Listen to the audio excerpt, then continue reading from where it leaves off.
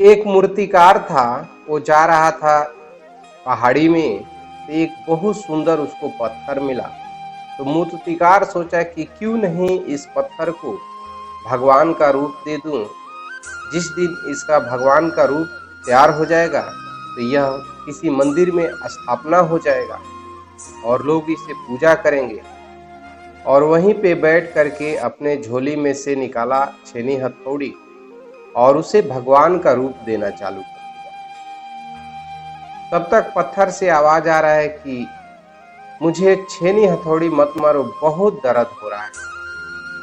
मूर्तिकार बहुत प्रयास किया समझाने के लिए, मगर वो पत्थर इतना चिल्ला रहा था, बहुत। वह पत्थर बार बार कह रहा था कि मुझे छोड़ दो, बहुत दर्द हो रहा है।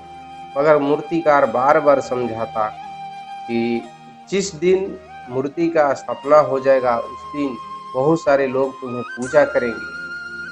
मगर वो पत्थर नहीं मान रहा था। लास्ट में मूर्तिकार उस पत्थर को छोड़ दिया और आगे बढ़ा तो उससे भी एक सुंदर पत्थर मिला। उस पत्थर को वो लेकर के लगा मूर्ति का रूप देने। तो उस पत्थर को भी उतना ही दर्द हो रहा था जितना पहले पत्थर का दर्द हो रहा था। मगर वो पत्थर बिल्कुल दर्द को सह रहा था, वो कुछ बोल नहीं रहा था।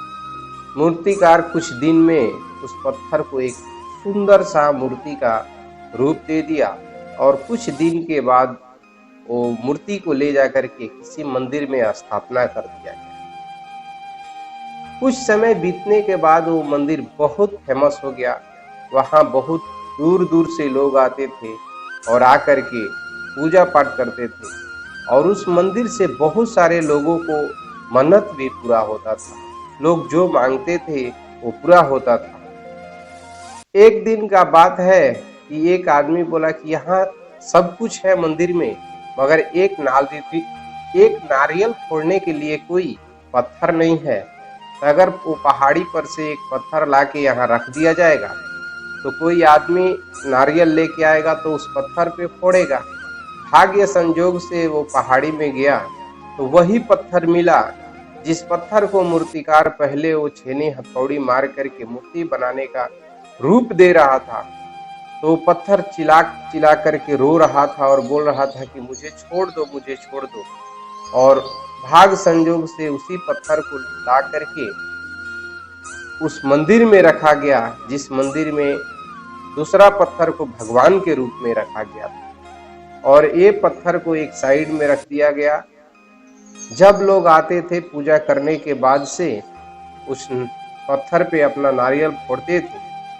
कुछ दिन के बाद इस पत्थर को समझ में आया कि मैं भी एक पत्थर हूँ और वो भी एक पत्थर है, मगर उसको हमेशा दूध फूल जल से पूजा होता है। हमारे ऊपर हमेशा हमारे सर पे लोग नारियल फोड़ते हैं।